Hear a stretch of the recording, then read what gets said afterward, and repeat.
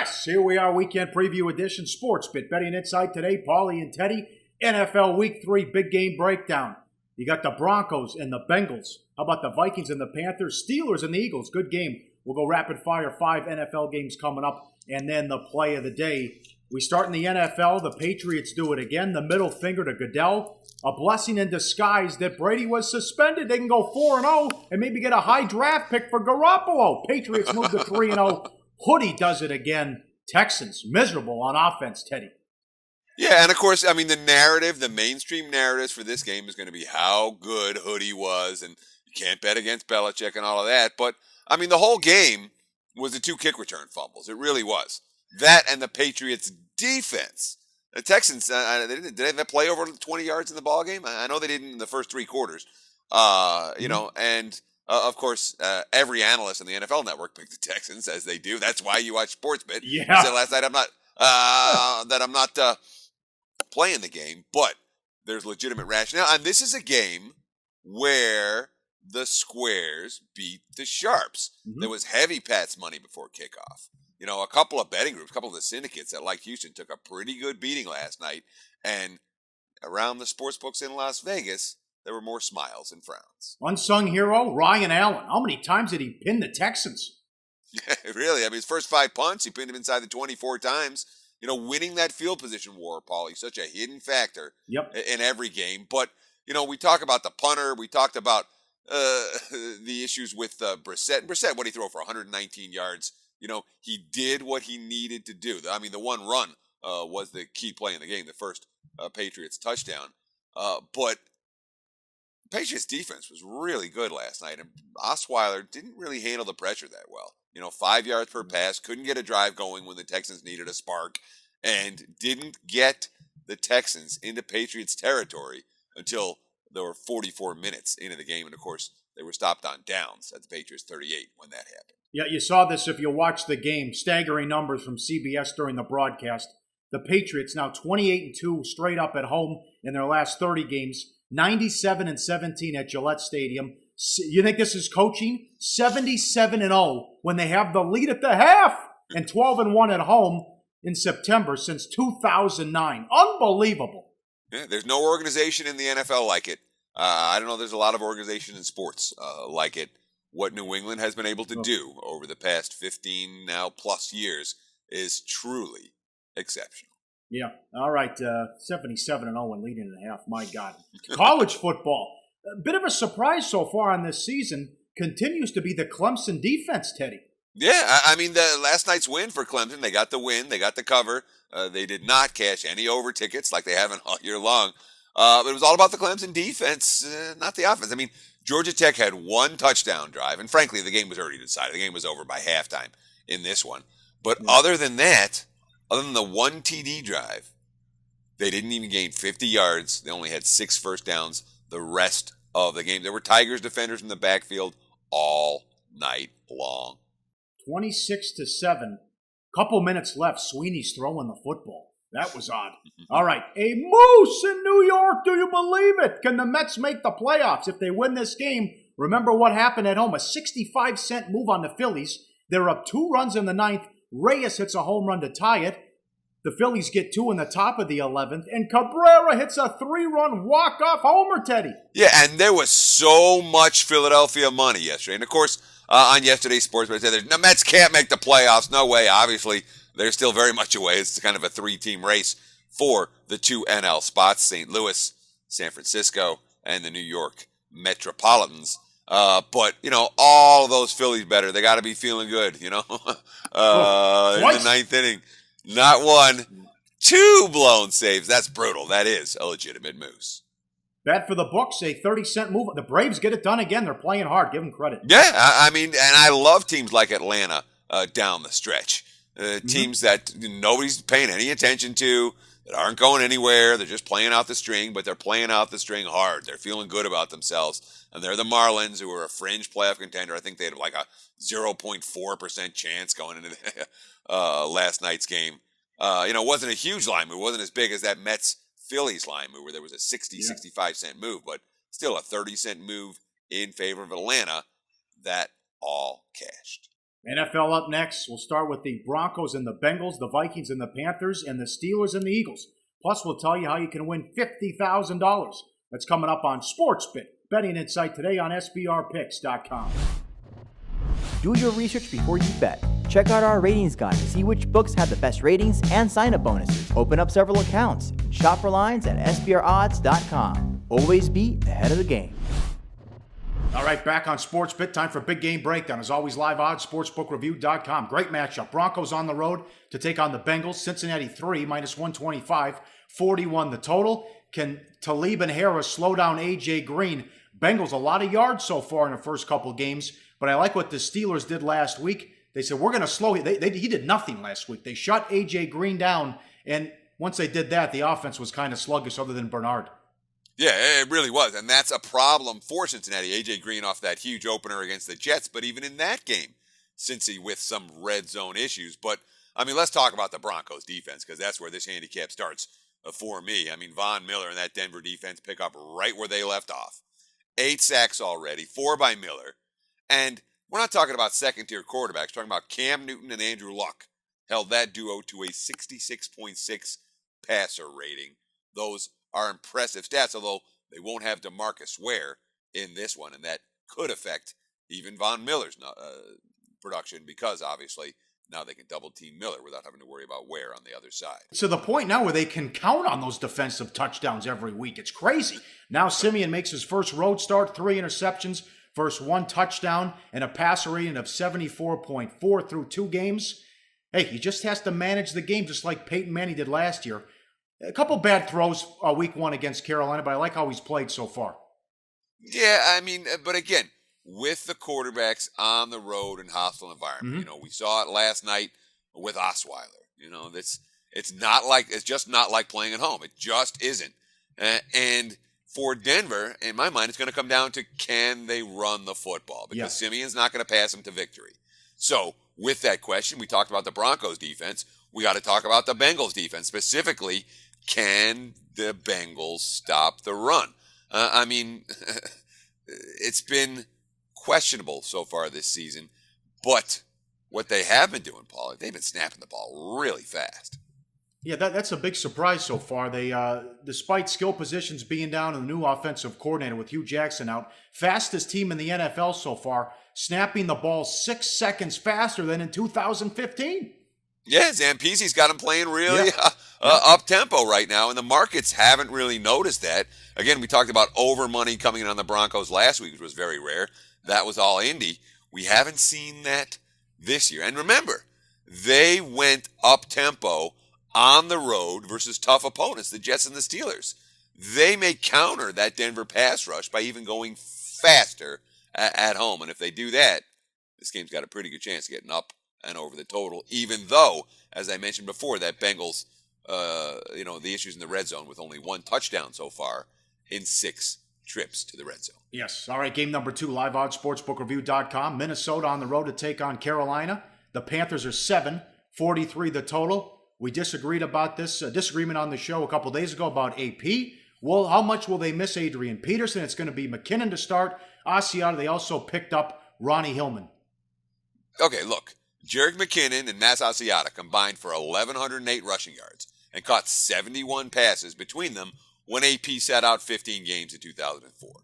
They're capable. McKinnon's a sleeper, man. He's a guy you want to look at in daily fantasy this week. 4.9 career yards per rush. And can also catch passes out of the backfield. I'm telling you, the AP, it matters perhaps in terms of defensive focus.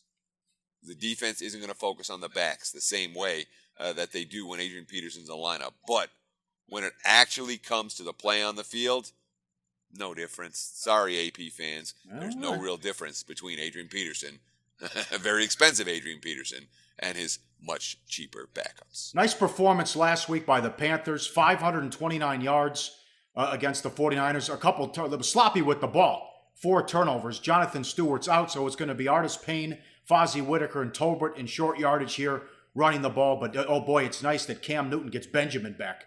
Yeah, I mean, and remember last year in the playoffs, they were still talking about Kelvin Benjamin. I mean, that's what an impact. I mean, he got hurt prior to the season. They're like, oh, well, the passing game's not going to work without Kelvin Benjamin. It worked because Olsen was good last year. It worked because Funchess stepped up last year. Now they've got Benjamin, Olsen, and Funchess, and Benjamin's been a nut. I mean, 13 for 199 yards, 3 touchdowns already. So you have 3 huge targets, 3 just chuck it up there and they'll grab it type receivers. Nobody's stopping this passing game unless they can get in Cam Newton's face. That being said, the Vikings have a pretty darn good pass rush. Yes. Not a lot of weaknesses on that defense. You talk about the 529 yards against San Fran last week. Remember, that was with 4 turnovers. Yep. If they hadn't turned the ball over 4 times, they could have gotten 600, 700, who knows how many yards. They just marched the ball up and down the field all afternoon. Yeah, as we talked about before the season, too, in our season preview, team preview, Vikings, 11-5 last year with the 29th ranked offense. This is a Super Bowl defense. Now, distractions. The NFL came out with a statement Thursday. They're going to plan on playing the game with all the issues, the protests in Charlotte.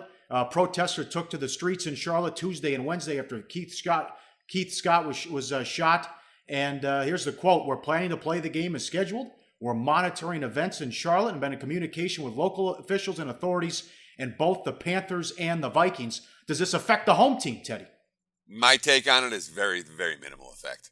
You know, these aren't like riots in the streets like we saw, whatever, in L.A. 25 years ago or something. This is protests. People protest. People have a right to protest. The players are involved on some level, but the reality is that they're driving in their nice cars and driving to the suburbs, just like most of the fans that go to these games. I do not think that it's going to be a significant issue for Charlotte when it comes to distraction for Sunday. If you're trying to make a case for Minnesota, you can make one, but I don't think it's Charlotte's distracted because of the situation in town. It could be the case. I just don't see it. Yeah, it's tough, yeah. Well, something we'll recap on Monday. We'll see what happens. Next up, good game. Steelers and the Eagles, liveoddsportsbookreview.com. Steelers on the road, 3.5, 46 the total. A lot of respect for Wentz and the Eagles. Wentz, he's been the man in Philly so far. 94.1 passer rating, 3 touchdowns and no interceptions. But Teddy, you saw it Monday night. Get down, get out of bounds. Careless with his body. Yeah, he has been so far. Listen to the Ben Roethlisberger quote, because I think it makes a lot of sense in thinking about where Carson Wentz is mentally right now in terms of trying to avoid hits. Roethlisberger, quote, "Well, it's hard. Now, I understand there's a time and a place to sell your body out and a time and a place to get down and get out of bounds. As a young guy, though, kind of in the same shoes as Carson is now, you don't see that. You just want to do everything you can for the team. You know that your guys love it when you're selling your body to get a first down or try and get an extra yard." So even though this may not be good for Carson Wentz in terms of taking too many hits, I think it is good in terms of his teammates buying into what he's selling. For a rookie quarterback to be a leader, sometimes you got to do something stupid. Carson Wentz may be taking too many hits, but he's showing that he can be a leader on that team. How about this, Paulie, though? We're only in week 3. There's only one matchup on Sunday of undefeated teams. Yeah. Only one matchup of 2-0 teams, and this is it. Yeah, very disappointing. But I'm looking forward to this one. I'm glad it's a late game as well. Roethlisberger doesn't have to worry about running and scrambling, or at least running rather, because you just throw it to Antonio Brown, a guy who always gets open.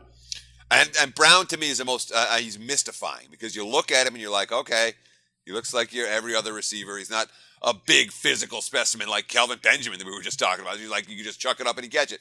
Antonio Brown's not like that. You watch him run, he's fast. He's not the fastest guy in the league. But I don't know how he manages to get open. He gets open better than anybody. And, of course, when Big Ben's got Antonio Brown, it opens everything up in that offense. What's he? 12 catches, 165 yards, 2 touchdowns so far. But it's not just Brown. Look at D'Angelo Williams. Number 1 in the NFL in rushing yards. Huge. Number 1 in the NFL in rushing attempts. He's also got 10 catches out of the backfield, 2 touchdowns on the ground, 1 through the air. Those are really positive signs to get those type of numbers for Pittsburgh. And the better D'Angelo Williams runs, the better the Steelers are going to be able to throw the football downfield. But the issue for Pittsburgh, where's that pass rush? The Steelers dead last in sack percentage. Only 1 sack out of 98 opposing quarterback dropbacks. This is one of the best teams in the NFL. This is a lot of respect for Philly, Teddy. Yeah, it is a lot of respect for Philly, and respect that I'm not quite ready to give to the Eagles just yet. But the markets are also reacting to the spot for the Steelers. Pittsburgh coming off a big physical win over one of their divisional rivals. Not the best spot necessarily to be laying more than a field goal on the highway. Yep. And Philadelphia, I mean, I know they haven't beaten anyone, and I believe it. When you look at the Browns and the Bears, two teams that right now are got to be bottom 5 in anybody's power ratings in the NFL.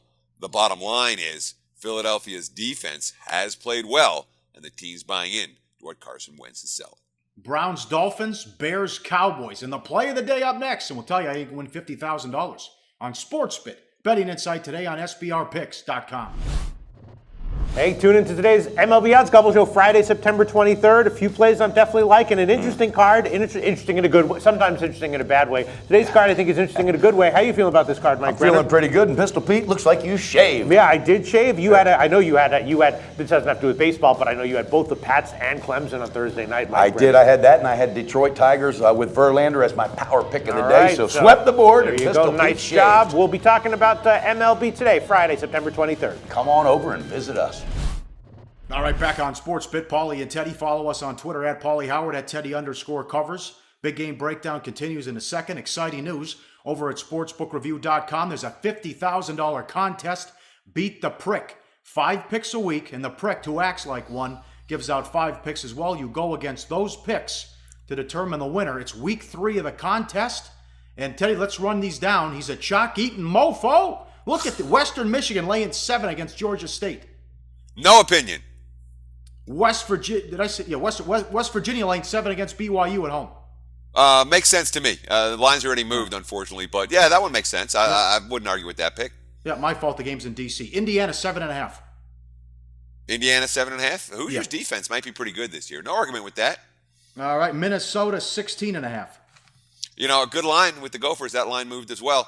It's a good Minnesota spot. Colorado State stinks. All right, no argument. Best bet, Iowa State 6.5 against the Spartans, San Jose State. Boy, I lost money with San Jose State last week. They didn't look ready to beat any FBS program, but laying points with Iowa State, I don't like that one. Let's call it 3-2. I say the Prick goes 3-2 this week. All right, I agree with that. Feels like a 3-2 as well. Get up there, sportsbookreview.com. Take your shot at $50,000. Big game breakdown continues. Live odds, sportsbookreview.com. Browns and the Dolphins. Dolphins 9.5. 42 the total. It's a dumpster fire in Cleveland. Hugh Jackson has to be wondering what he got himself into.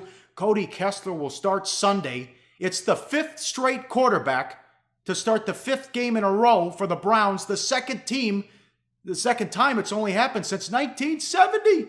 Yeah. Say that right. The Browns have started 5 different quarterbacks in their last 5 games, dating back to last year. Yep. Okay. That's not good. It's not even a little bit good. And while I like Hugh Jackson, this isn't the Patriots that we're talking about in terms of talent level on the roster. The Browns look like an expansion team right now. Look, it's an all-new coaching staff. It's an all-new management staff. There are 17 rookies on the roster, and Cody Kessler will be starting at quarterback. Cody Kessler did not look like a legit prospect at USC. He didn't even get the usual number of third-string snaps or reps in training camp because he had to beat out Austin Davis for the job. Yeah. This is the quote, okay? Yeah. You want to talk coach speak? This is coach speak right here. Hugh Jackson talking about Cody Kessler. Quote, I can't tell you what is going to happen on Sunday. All I can tell you is that we have a game on Sunday, and he is going to go out there and play, so the fans will be able to judge it then. Read between the lines of that one and tell me if you want to bet Cleveland this week. Yeah, the kid was horrible in the preseason. Who's he throwing to? Terrell Pryor? That's about it? Well, let's see. They haven't just lost their first string and their second string quarterbacks. They also lost wide receiver Corey Coleman. We talked about that on yesterday's show. That is an impact injury. He's the only guy on the roster that can create a big play touchdown. Oh, their center, Cam Irving, he's going to be out. The guard, John Greco, he's got to move over to center. Alvin Bailey's got to step in and start at running back. It is a mess right now for Cleveland. Hugh Jackson told us it's a mess in his own way. I saw a buy signal last week on the Dolphins in the second half against the Patriots. Tannehill was 30 of 32, passes shorter than 10 yards. He went up and down the field in the second half, almost brought him back from a 28-point deficit. Do you agree with that? Well, the one thing that I will say, okay, because the Patriots didn't play their super aggressive defense in the second half of that game. It was more about burning clock. That being said, last year's Dolphins team quits at halftime. This year's Dolphin teams kept fighting, and they got a couple of late throws into the end zone that could have tied the game. So it's certainly, we talked about Adam Gase as being a guy that we might like as a first-time head coach. Ryan Tannehill's starting to look comfortable in that offense, even though they've been playing without their own starting center in Mike Pouncey, and they're only 27th in the NFL so far in points scored. Yep. Last game, live odds, sportsbookreview.com. Sunday night, Bears and the Cowboys. Dallas at home, where they've lost 8 in a row. 44.5 the total. Bears go from Cutler to Brian Hoyer at quarterback.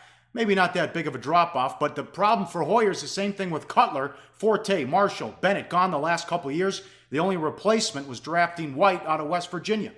Yeah, and of course, White got hurt last year. He hasn't been much of a factor in the first couple of games this year. Let's talk about the market adjustment from Jay Cutler to Brian Hoyer, because my adjustment in that was 0. I'm not even a half point. I'm talking 0, okay?